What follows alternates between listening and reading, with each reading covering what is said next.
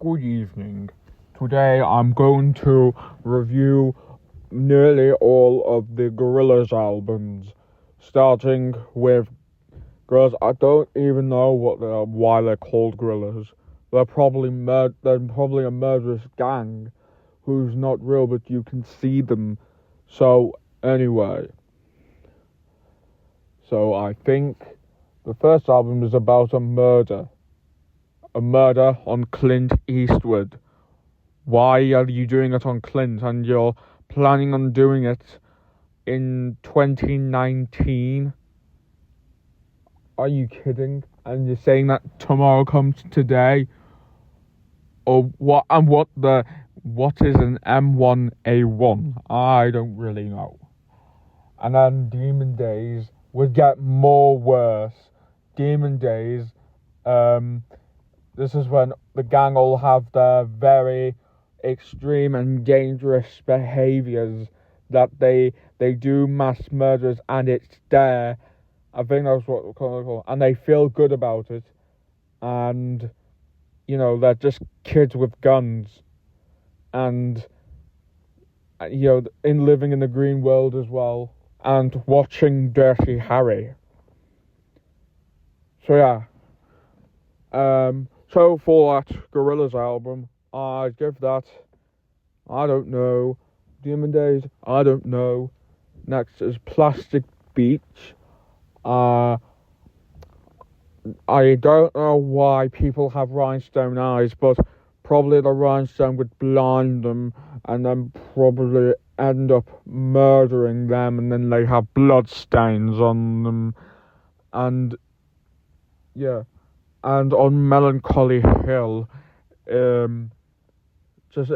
this about some depressed woman or man or whatever, like any person at all? Maybe so. And also, what was that guitarist who was doing that Optimus Prime album? Although it's not about Optimus Prime, what was he doing in that? So I'd give that probably 1 out of 10, because that Plastic Beach might be murderous. Same with Demon Days, same with Gorillaz. Next is The Fall. Obviously it's about a fall. I'm not going to mention that, but I can tell you that fall was actually a murder, and that fall was forced to death. So 2 out of 10. Next is Humans. Yes, and those gorillas aren't real gorillas, they're just humans. It makes them sound like those queer people, but they're mostly like that, but they dress up like cartoon animals like Bugs Bunny or Mickey Mouse. But let's move on. I would give that probably 7 out of 10. The only one. Next is maybe the Now Now. I think the Now Now is about sexual pleasure towards people transitioning sex. And one of the songs appears to be murderous, but not the trans one. Alfred Hitchcock wouldn't show Hazel, nor would the Gorillaz. Nor would the guy doing the impression would anyway. So I would give that album probably 5 out of 10. Next is Song Machine. They just made single tracks every month, and they released it every month.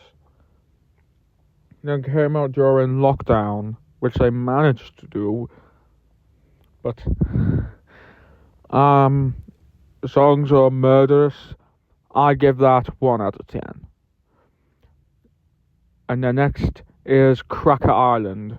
Basically, the album was actually just named by a racist person towards white people, although I'm a white person myself, so maybe 2 out of 10. Good night.